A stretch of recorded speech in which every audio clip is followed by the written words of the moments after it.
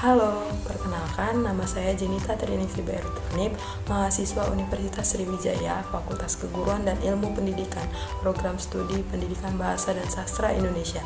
Hari ini saya akan menyajikan sebuah video dengan judul Analisis Buku Teks Marbi Mahir Berbahasa Indonesia Kurikulum 2013 Revisi untuk SMP atau MTS kelas 9 dengan menggunakan teori BNSP. Adapun identitas buku ini, yang pertama judul buku yaitu Marbi Mahir Berbahasa Indonesia Kurikulum 2013 Revisi untuk SMP atau MTS kelas 9. Yang kedua itu penulis buku, ada 3 nama. Yang pertama Sawali MPD, yang kedua Wahono MPD, dan yang ketiga DRS Marfuki MPD. Buku ini diterbitkan oleh Erlangga pada tahun 2016 di Ciracas, Jakarta dengan jumlah halaman 267 halaman, merupakan cetakan yang pertama dengan ukuran buku 25 x 17,5. Sasaran buku ini untuk SMP atau MTS kelas 9. Di dalam menganalisis buku teks itu terdapat pembatasan teori. Yang pertama, teori yang digunakan. Teori yang digunakan dalam menganalisis buku teks itu ada 4 teori. Yang pertama teori BNSP, yang kedua teori Grand NPT, yang ketiga teori tarigan, dan yang keempat teori fungsi. Namun saya dalam menganalisis buku teks kali ini menggunakan teori BNSP, dan yang kedua aspek yang digunakan. Nah, di dalam setiap teorinya itu terdapat beberapa aspek yang digunakan. Khususnya seperti saya saat ini, saya menggunakan teori BNSP. Di dalam teori BNSP ini ada 4 aspek yang dapat dianalisis, tetapi saya hanya menggunakan 2 aspek, yaitu kelayakan bahasa dan kelayakan penyajian. Berikut ini beberapa poin yang harus dianalisis di dalam aspek kelayakan bahasa. Yang pertama, lugas. Di dalam buku teks bahasa Indonesia harus menggunakan bahasa yang lugas atau apa adanya dan tidak berbelit-belit. Begitu juga dalam penyajiannya harus menyajikan materi yang pokok, penting, dan yang diperlukan saja. Yang kedua yaitu komunikatif. Buku teks bahasa Indonesia yang memenuhi kelayakan yaitu buku teks yang menggunakan bahasa yang komunikatif, sehingga siswa dapat memahami dan mengerti materi yang disampaikan dengan mudah. Yang ketiga yaitu dialogis dan interaktif. Buku teks bahasa Indonesia yang baik yaitu buku teks yang menggunakan bahasa yang dapat memotivasi siswa. Selain itu juga menggunakan bahasa yang dapat membangkitkan rasa senang ketika siswa membacanya, sehingga siswa tersebut merasa terdorong untuk mempelajari buku tersebut secara tuntas. Yang keempat, kesesuaian dengan peserta didik. Buku teks bahasa Indonesia harus sesuai dengan perkembangan intelektual peserta didik. Bahasa yang digunakan dalam menjelaskan suatu konsep harus sesuai dengan tingkat perkembangan kognitif dan juga tingkat perkembangan emosional peserta didik. Yang kelima, kesesuaian dengan kaidah bahasa Indonesia.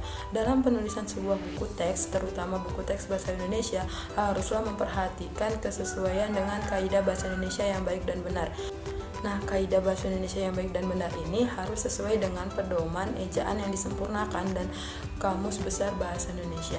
Baiklah, yang terakhir yaitu yang keenam, penggunaan istilah, simbol, dan ikon. Dalam buku teks bahasa Indonesia, penggunaan istilah, simbol, dan ikon yang menggambarkan suatu konsep haruslah konsisten. Nah, itulah tadi 6 poin yang harus terdapat pada analisis kelayakan bahasa. Selanjutnya yaitu aspek kelayakan penyajian. Di dalam aspek kelayakan penyajian ini terdapat 4 poin yang harus kita analisis. Yang pertama teknik penyajian, yang kedua pendukung penyajian, yang ketiga penyajian pembelajaran, dan yang keempat koherensi dan keruntutan alur pikir. Yang pertama teknik penyajian. Teknik penyajian merupakan faktor penentu kualitas suatu buku teks. Terdapat 2 teknik penyajian di dalam buku teks bahasa Indonesia. Yang pertama, konsistensi sistematika sajian dalam bab.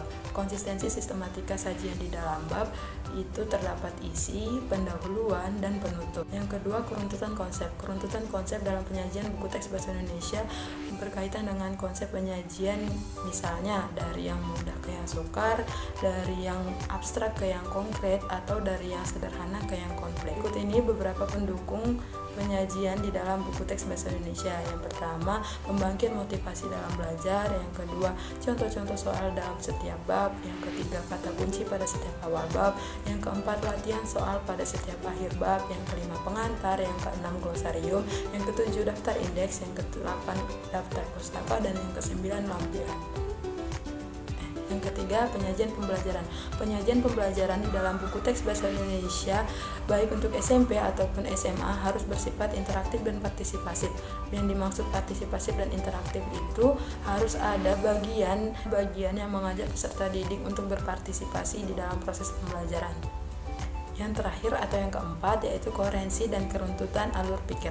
Koherensi dan keruntutan alur pikir di dalam buku teks bahasa Indonesia berhubungan dengan penyampaian pesan antar bab, antar subbab, dan juga antar alinea.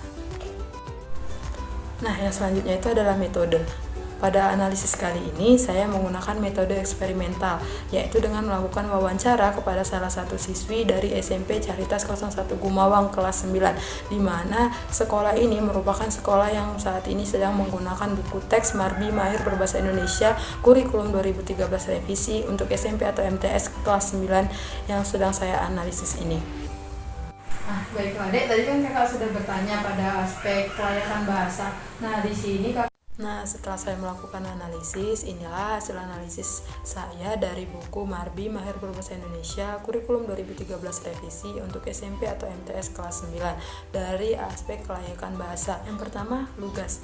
Berdasarkan hasil analisis yang telah saya lakukan, buku ini sudah menggunakan bahasa yang lugas. Hal tersebut terbukti pada halaman 54 dengan subjudul Ciri Kebahasaan Teks Pidato Persuasif.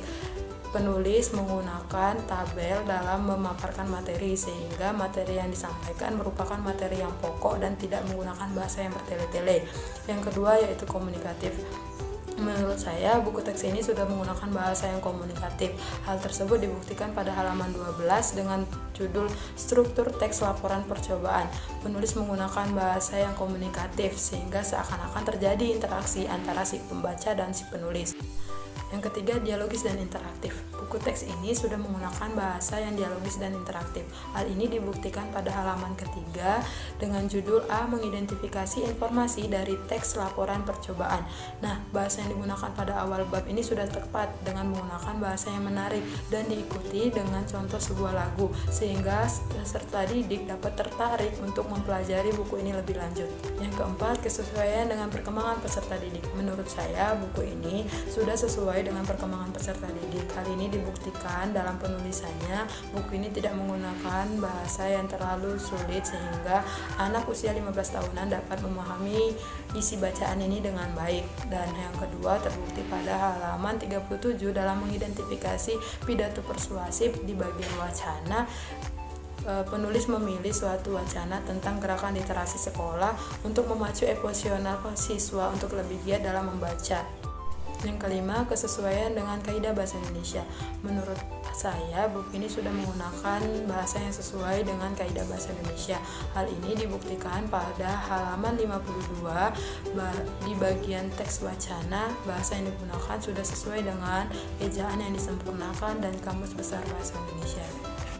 Yang keenam yaitu penggunaan istilah, simbol, dan ikon. Berdasarkan hasil analisis yang telah saya lakukan, buku ini sudah menggunakan istilah. Hal ini terdapat pada halaman 22, yaitu terdapat istilah kata autentik.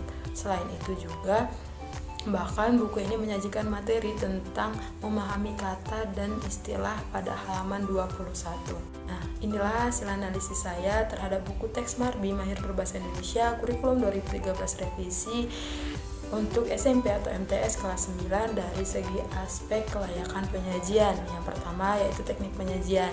Teknik penyajian ini dibagi menjadi dua, yaitu yang pertama konsistensi sajian dalam setiap bab. Menurut saya buku ini sudah sangat konsisten dalam penyajiannya. Hal ini dibuktikan pada setiap awal bab. Buku ini selalu menyajikan sebuah wacana sebagai pendahuluan sebelum memasuki pada bagian materi. Dan yang kedua, ada isi berupa penyajian materi yang akan disampaikan atau yang akan dipaparkan. Yang ketiga, selalu diakhiri dengan penutup berupa latihan soal atau uji kompetensi. Dan yang kedua yaitu keruntutan konsep. Menurut saya buku ini sudah memiliki keruntutan dalam konsep penyajian. Terbukti dalam daftar isi selalu menyajikan materi mulai dari yang mudah ke yang susah atau yang sukar. Yang kedua, pendukung penyajian. Di dalam pendukung penyajian ini terdapat 9 poin yang saya analisis. Yang pertama, pembangkit motivasi dalam belajar.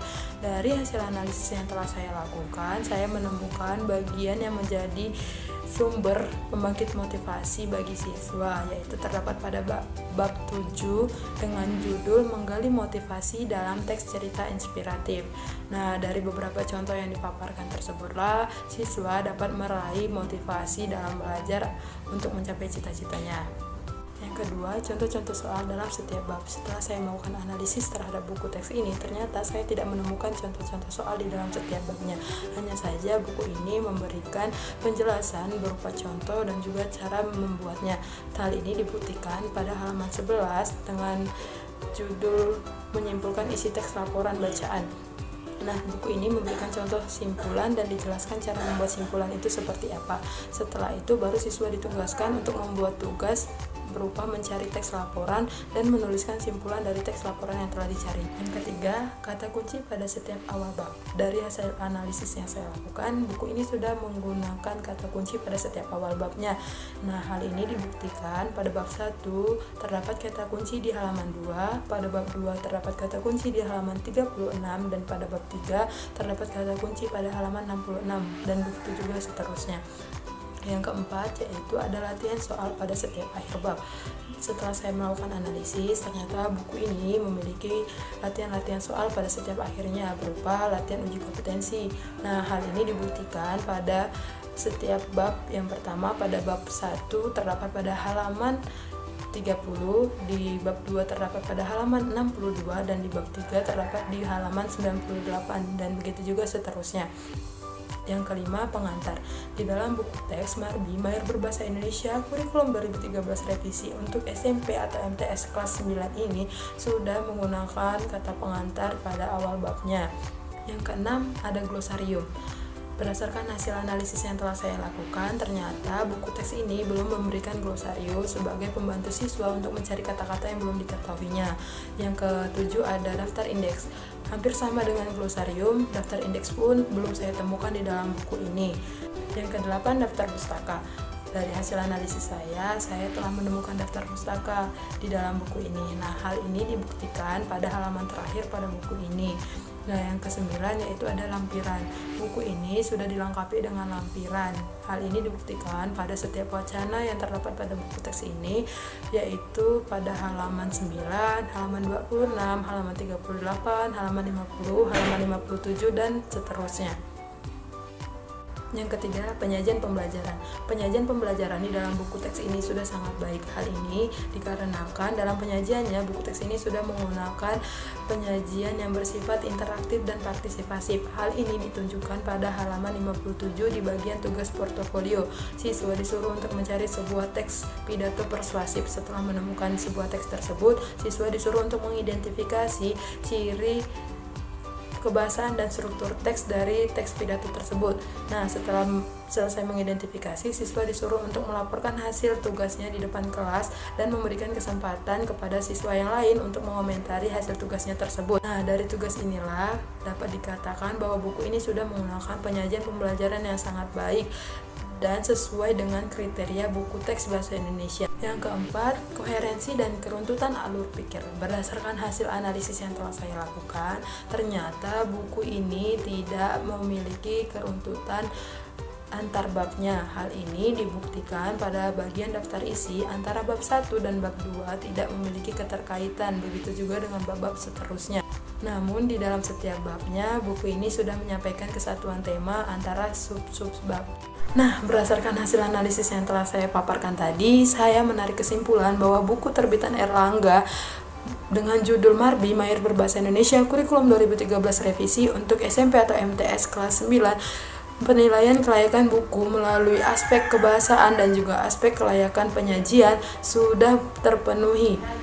Namun hanya saja terdapat beberapa poin yang belum terpenuhi, tetapi menurut saya itu tidak terlalu fatal sehingga saya menyimpulkan bahwa buku ini masih layak untuk digunakan dalam kegiatan proses belajar mengajar baik di sekolah maupun di rumah oleh siswa dan guru. Adapun saran yang dapat saya berikan, yang pertama bagi guru sudah dapat menggunakan buku ini sebagai bahan pembelajaran di dalam kelas, baik sebagai bahan utama maupun sebagai bahan tambahan. Yang kedua, bagi siswa dapat menggunakan buku teks ini sebagai bahan utama dalam proses pembelajaran sebagai sarana untuk menambahkan ilmu atau wawasan baik di rumah maupun di sekolah sehingga dapat mendapatkan nilai yang terbaik.